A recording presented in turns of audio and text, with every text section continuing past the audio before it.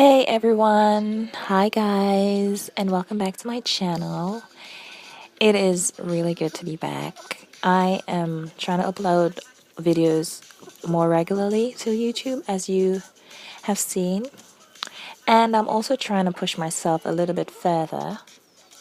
So with this painting in particular, I'm trying to push myself further by painting regularly. And with this painting in particular, instead of just mainly focusing on a small painting, I'm trying to do like a middle ground, a background, and a foreground. I'm trying to do like a full picture. I've never actually physically in real life seen a dog climb a tree. I always know like cats can climb trees or bears, although I've never seen a bear climb a tree, but I have seen it in pictures.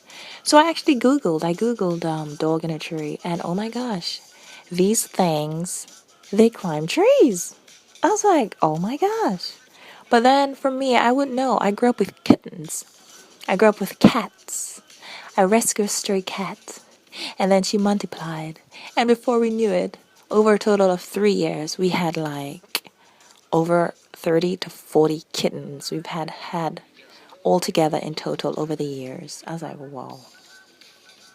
So this was really a surprise to me. I usually think, oh, cats are naughty. Dogs have a naughty side to them too. You know, we always hear the saying, a dog is a man's best friend.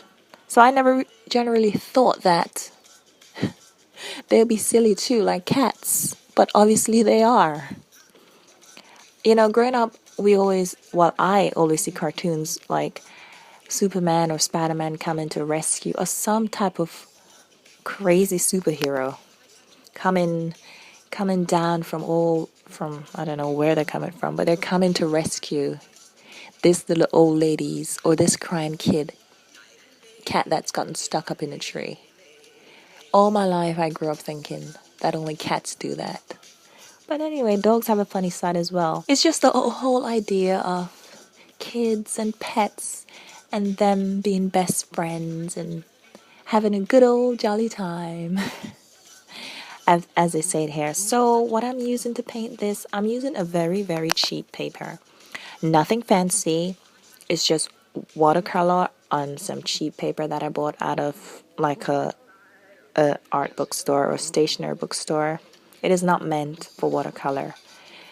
But because I'm getting back into painting daily, I didn't want to feel like I had to be too precious with my work. I wanted to just go at it.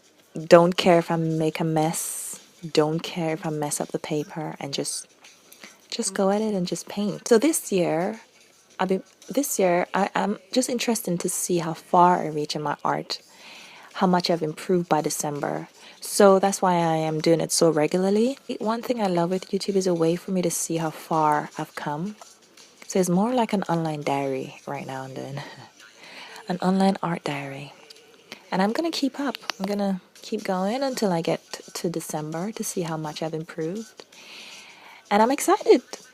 Some days I don't feel like doing it. Like this painting, I didn't really feel like doing it because I know how long a full painting would take. Although this is like just A5, it did take me at least 1 hour, and that hour isn't included into the break I take.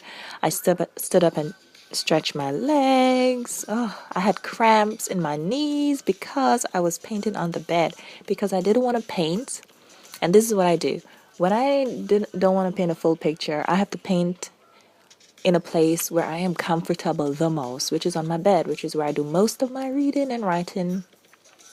I'm also putting together a book, y'all. I am so excited. So, yeah, that is my story. This year, I am doing those two things. I'm doing art regularly, more regularly, and I am writing more regularly. And I hope you guys like it. That is really all there is. I'll see you guys next time. Bye.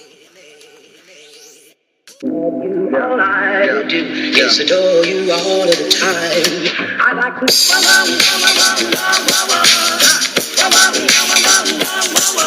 like to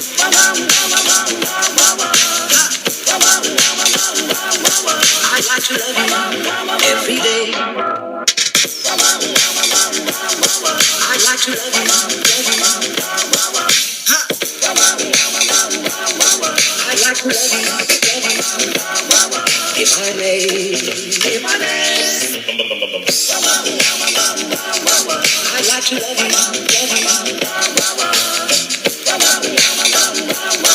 I'd like to love you, I'd like to love you, night and day, if I may.